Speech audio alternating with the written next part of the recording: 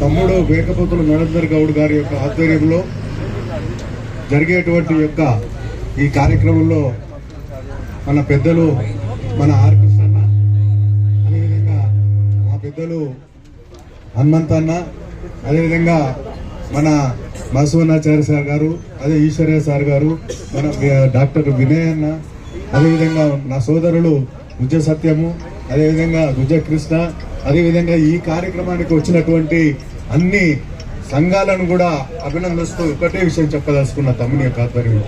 ఈ రోజు నిజంగా చెప్పాలంటే మా తమ్ముని గురించి కూడా ఒక మాట చెప్పాలి సందర్భంగా. ఆ రోజు ఈ దేశంలో ఉన్నటువంటి అనేక జంతువులకు పక్షులకు లెక్కలున్నాయి కానీ బీసీలకు లేదు అనే ఉద్దేశంతో ఆ రోజు మన మీద జరిగే వివక్షకు వ్యతిరేకంగా దేశంలో కులగణన చేయాలనే ఉద్దేశంతో ఆ రోజు బీజేపీ మంత్రులు ఉన్నటువంటి ఒక డయాస్ మీదకి పోయినటువంటి వ్యక్తి మా సోదరుడు వేకపోతుల నరేందర్ గౌడ్ గారు. అంటే ఈ రకంగా కరుడు కట్టిన యొక్క బీసీ ఉద్యమకారుల యొక్క కృషి పట్ల ఫలితంగానే ఈ రోజు ఆర్ కృష్ణ తెలుసు, ఆయన ఒక శిష్యునిగా చెప్తా ఉన్నాను.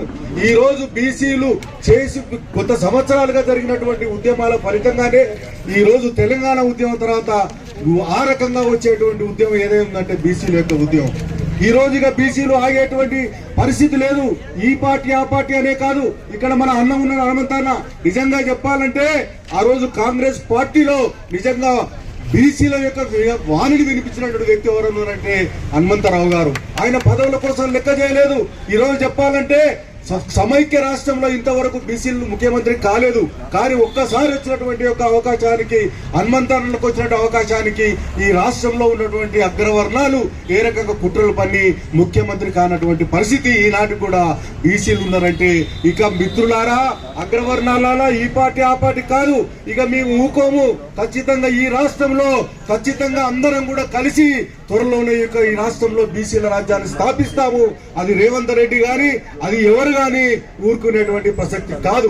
కాబట్టి ఒకటే చెప్తా ఉన్నాను, ఈ రోజు యొక్క కాంగ్రెస్ పార్టీ ఏదైతే కార్యక్రమం తీసుకుందో 42% రేవంత్ రెడ్డి గారు మీకు చిత్తశుద్ధి ఉంటే ఇప్పుడు ప్రయత్నం చేసి ఇక్కడ ఉన్నటువంటి ప్రతిపక్ష నాయకులను ఢిల్లీకి తీసుకుపోయి కేంద్ర ప్రభుత్వం మీద ఒత్తిడి తీసుకుని అక్కడ రాజ్యాంగ సవరణ చేసి 9th షెడ్యూల్ పెట్టి బీసీల రిజర్వేషన్ల కోసం ప్రయత్నం చేయండి.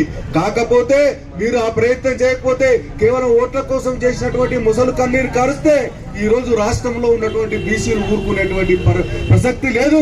ఆ యొక్క రెస్పాన్సిబిలిటీ మన హనుమంతరావు గారిని తీసుకోవాలి. అదే విధంగా ఈ రోజు నిజంగా చెప్పాలంటే బీసీలు ఈ 60% ఉన్నటువంటి బీసీలు ఈ రోజు ఓట్లు వేసే యంత్రాలుగా చూస్తున్నారు. ఇప్పుడు చెప్తా ఉన్నాను, ఈ యొక్క కాంగ్రెస్ ప్రభుత్వం గాని బీజేపీ ప్రభుత్వం వెంటనే మీరు దేశవ్యాప్త కులగణన చేయండి.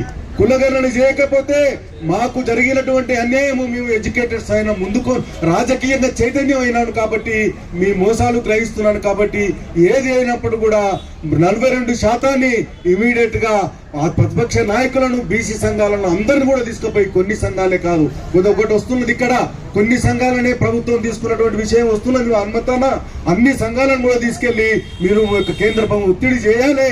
అక్కడ ప్రతిపక్ష నాయకులు తీసుకుపోయి అక్కడ పెద్ద ఎత్తున ఢిల్లీలో మన కార్యక్రమాలు పార్టీలకు అతీతంగా నిర్వహిస్తేనే ఈ ప్రభుత్వాలు కదిలి వస్తాయని, కాబట్టి ఆ విధంగా ప్రయత్నం చేస్తారని మరి ఆశిస్తూ తమ్ముడిచ్చినటువంటి అవకాశాన్ని కృతజ్ఞతలు.